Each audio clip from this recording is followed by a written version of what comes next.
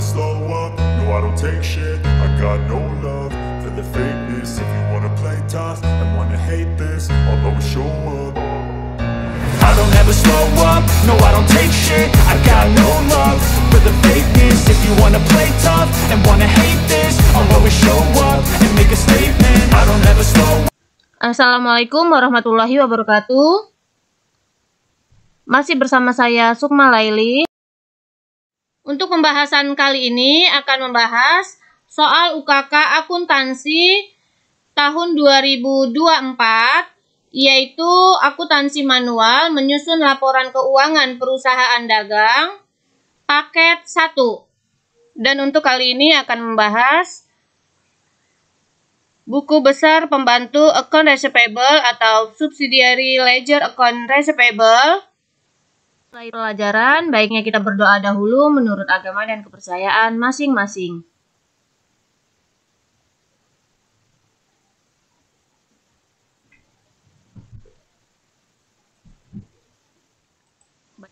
Untuk yang pertama, kita masuk ke buku besar pembantu account receivable. Di sini sudah ada daftar saldo piutang dagang dengan nama customer, yaitu ada toko pojok, lalu toko Seven, toko Raya, dan toko Elita.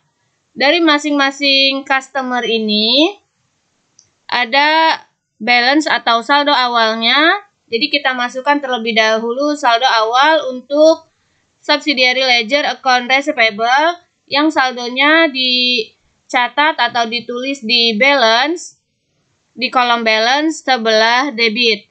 Yang pertama ada toko pojok. Di sini toko pojok jumlahnya sebesar Rp99.900.000.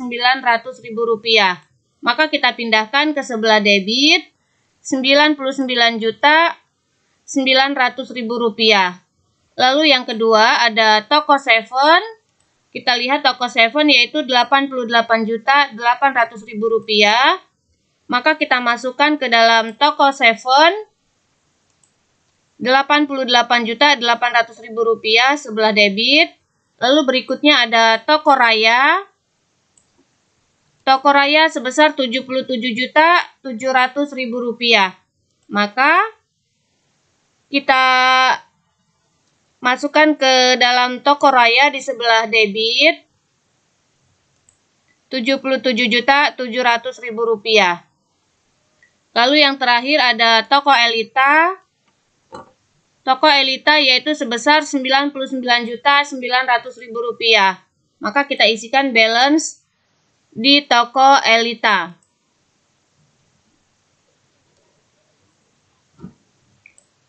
Setelah selesai kita membuat saldo awal atau balance untuk buku besar pembantu account receivable dari masing-masing customer, lalu kita akan posting jurnal khusus ke dalam buku besar pembantu.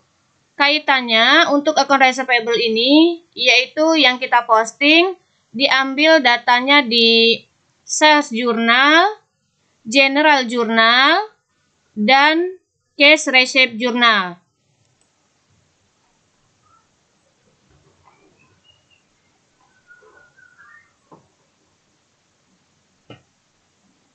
Kita masuk yang pertama, kita posting yaitu untuk sales journal dahulu. Cara memposting ini ke dalam buku besar pembantu account receivable yaitu dimulai dari tanggal termuda sampai dengan tanggal terakhir. Untuk yang pertama, di sini ada tanggal 11 untuk toko pojok. Datanya yang diambil yaitu account receivable-nya. Apabila account receivable ada di sebelah debit, maka kita posting ke buku besar pembantu account receivable juga di sebelah debit. Yang pertama, di sini ada toko pojok di sebelah debit tanggal 11. Maka kita posting dengan nama yang sama yaitu toko pojok, tanggal transaksinya tanggal 11, diambil dari sales journal atau jurnal penjualan, dan angkanya di sebelah debit yaitu sebesar Rp170.775.000. Debit apabila ada saldo di debit dan transaksinya debit, maka akan bertambah. Lalu berikutnya, yang kedua ada toko 7.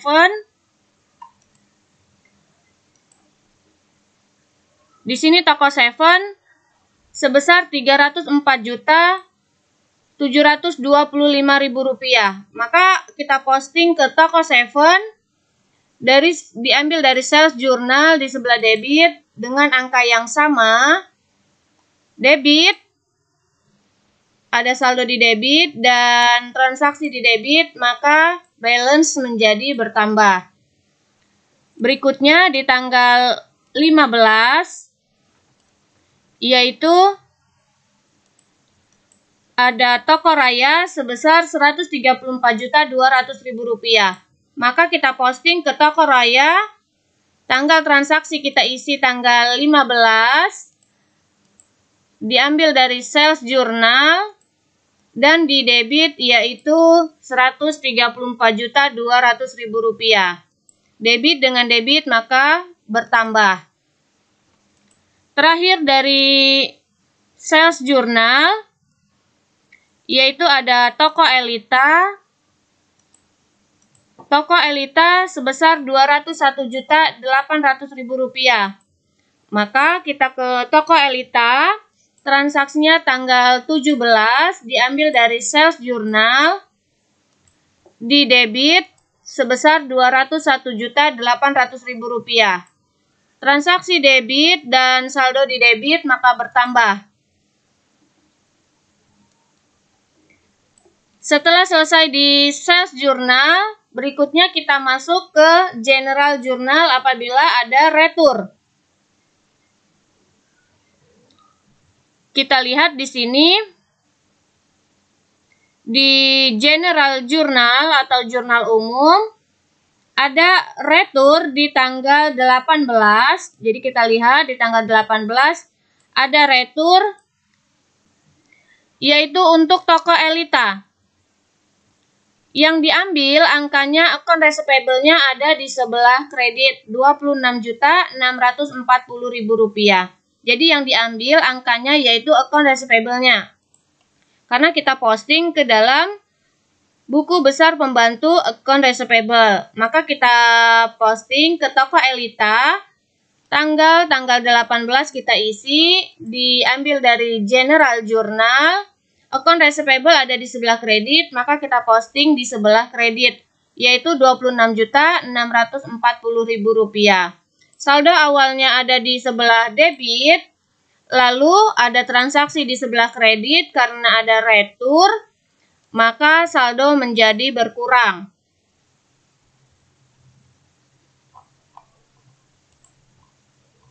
Selesai di jurnal umum, selanjutnya kita masuk ke cash receipt journal atau jurnal penerimaan kas.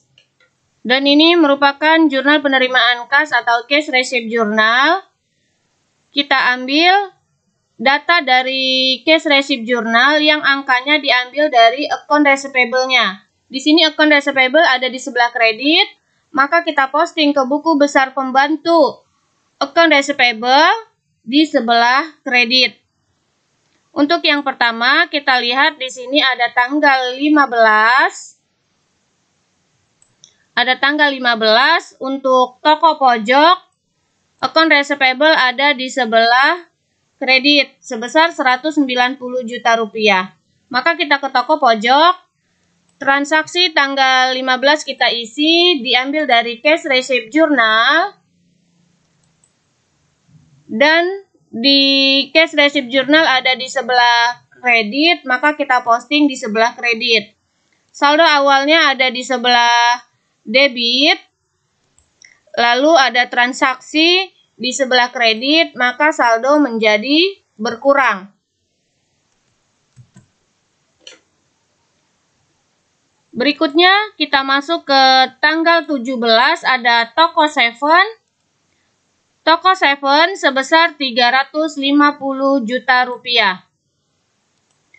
Di sebelah kredit, maka kita pindahkan ke toko 7, tanggal transaksi tanggal 17, cash receipt jurnal, dan di sebelah kredit yaitu 350 juta rupiah. Maka saldonya menjadi berkurang. Berikutnya di tanggal 20 ada toko raya. Toko raya sebesar 190 juta rupiah. Maka kita posting ke toko raya. Tanggal transaksi kita isi tanggal 20, diambil dari cash receipt jurnal, di sebelah kredit kita isi yaitu 190 juta rupiah. Awalnya ada di sebelah debit, saldo, lalu transaksi di sebelah kredit, maka balance atau saldonya menjadi berkurang. Berikutnya yang terakhir di tanggal 20 ada toko Elita sebesar 175.160.000 rupiah. Maka kita pindahkan ke toko Elita. Tanggal transaksi kita isi tanggal 20, diambil dari cash receipt jurnal. Di sebelah kredit kita isi. Awalnya balance ada di sebelah debit. Lalu ada retur di sebelah kredit. Maka balance menjadi berkurang.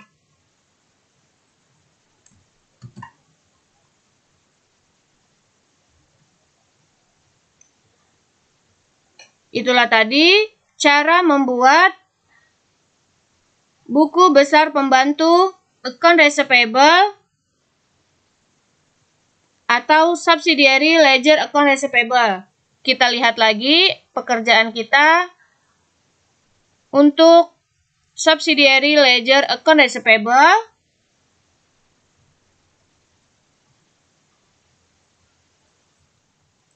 Setelah selesai ke buku pembantu account receivable dan account payable, maka saldo dari masing-masing account receivable dan account payable kita pindahkan ke dalam list of account receivable balance dan list of account payable balance.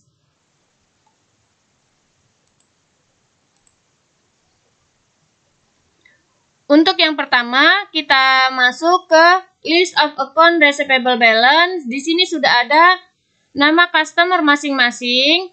Untuk yang pertama, toko pojok, kita lihat di buku besar pembantu account payable, toko pojok ada sebesar saldonya yaitu 80.675.000 rupiah. Maka kita pindahkan ke list of account toko pojok sebesar 80.675.000 rupiah.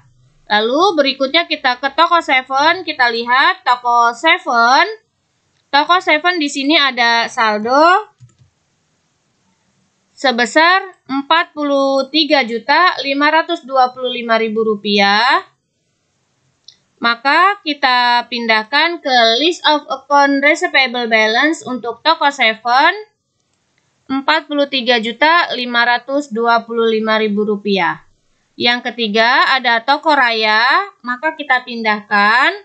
Kita lihat di toko raya ada 21.900.000 rupiah. Maka kita pindahkan ke list of account receivable balance untuk toko raya yaitu sebesar 21.900.000 rupiah.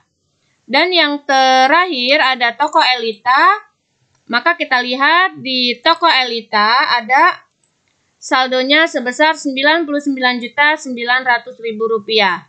Maka kita pindahkan ke list of account receivable balance untuk toko Elita 99.900.000 rupiah. Setelah selesai kita jumlahkan.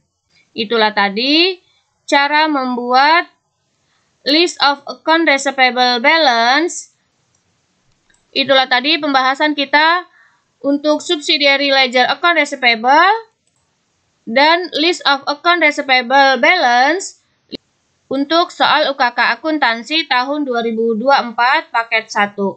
Semoga bermanfaat. Terima kasih. Wassalamualaikum warahmatullahi wabarakatuh.